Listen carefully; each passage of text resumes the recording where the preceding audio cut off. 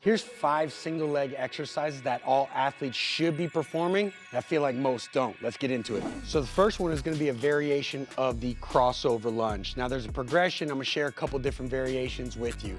First one you could start off with, where you don't need as much range of motion. It's just gonna be a crossover step up. So athlete's gonna stay square.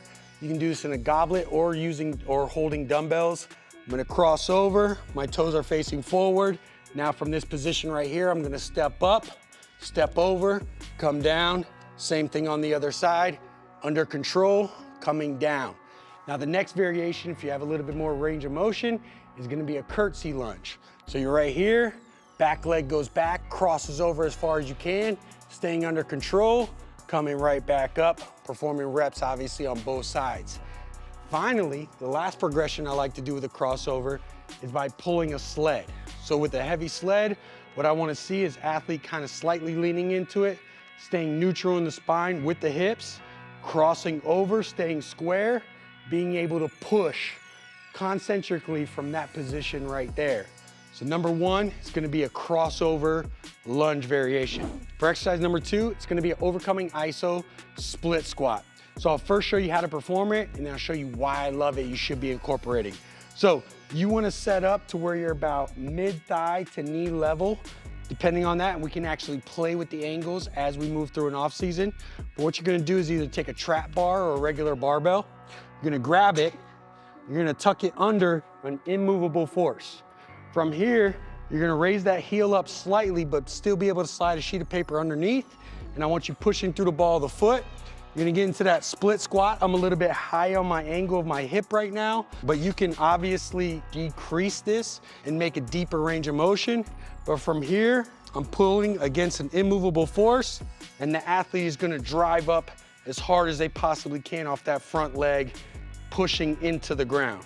Now, the reason why I love overcoming isometrics and isometrics in general, especially in the beginning of off season, is not only because of the activation as far as the motor unit recruitment, but also because of it increases tendon stiffness even better than a regular full range of motion rep. So the reason why I love putting that in the beginning of an off season is because to get true adaptation with tendon stiffness, you need to start early on in your off season and really hammer that modality throughout an entirety of, say, 90 days to get a true adaptation. Muscle activation can start immediately. However, to get true tendon stiffness adaptation, you need to be able to do it for a long duration of time, especially across that knee. That's what we're looking for. And by pulling up and pushing through the ball of the foot, you can do the same thing in the foot and ankle. So again, this is another one of those drills from a supplemental strength that I absolutely love. You can perform different variations, whether it be through a barbell, trap bar, and then play with the angle. I like to start off in a deeper range of motion and then move to one that's a little bit more specific to what the athlete's gonna utilize in season or on the field. What's up, athletes? Hey, real quick, let me introduce you to OTA Pro. So this is the official training app for overtime athletes. With over 9 programs and growing, essentially what I've done is I've compiled my best-selling programs, whether it be speed, vertical jump, agility, muscle gaining, strength. I've literally laid out every single movement, rep, set, and in addition to that, I have videos that walk you through exactly how to do it. So if you're looking for a proven program that guarantees results, it's literally at your fingertips right now. And the best part is you can get this for the price of a couple Chipotle bowls. So if you're interested, go ahead and check out the link down below. Let's dominate. Now for exercise number 3, it's gonna be more along the lines of supplemental or correctives with our lower body strength. However, it's really gonna be able to support the health of the knee during season. So I'll show you a similar progression with you of how I progress it through an off season. So first one we're gonna move through is just gonna be an iso step down. I want that athlete to essentially stand on a bench, be able to get themselves in that proper joint angle, pushing the knee forward, slightly over the toe, heel stays down. From this position, I want the torso upright. I don't want them to kick the butt too back and hinge too far forward, because then we're not really putting that stress across the knee.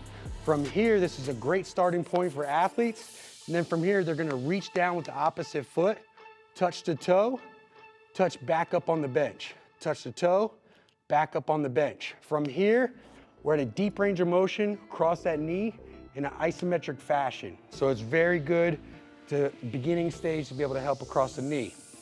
Next from there, we can go loaded or unloaded decel step down. This is now we're working through eccentrically through that range of motion that we just performed. So you're here, come down, knee goes forward, dropping straight down with my torso, heel touches, come back up. Next variation or progression is gonna be a loaded front load single leg box squat. So you're gonna be here, again, knee comes straight down, my foot is on the bench. I'm gonna come straight forward, touch, go, and now I'm in a loaded position. If you get an athlete who can perform it at a great level, you can then progress to like a pistol or a assisted pistol, where an athlete might hold a rack, drop the knee straight down, hip straight down, knee goes forward, under control, come straight back up if they can get into that range of motion. Number 4 is a very basic one. It's another corrective in our arsenal where we're really just trying to balance out that lower limb. So athletes are always constantly performing on the balls of the foot, a lot of pogos, a lot of touches, a lot of sprinting, a lot of jumping.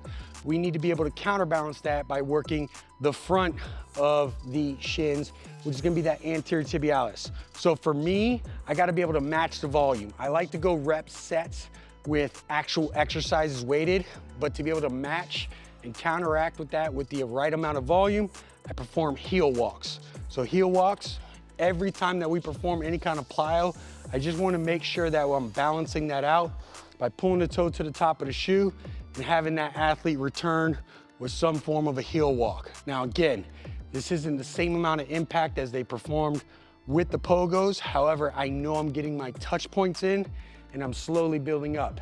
At the end of a workout, if we work through some kind of lower limb with some resistance, I can then add resistance to that with a 3x20, 3x10 repetitions, depending on the load.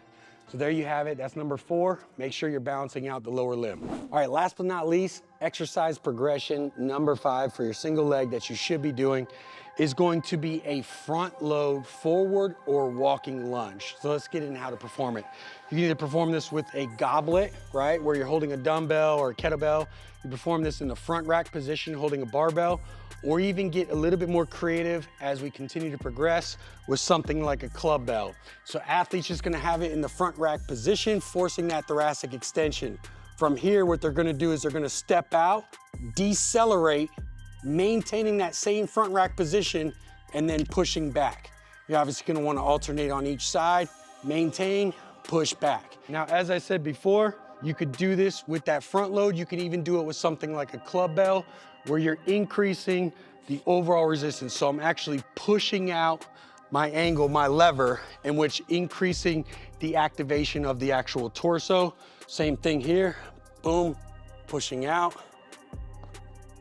pushing out. You can also perform this in a walking fashion. Now, the reason why I love this, and I feel like most athletes need to incorporate it, is because it's an amazing deceleration exercise.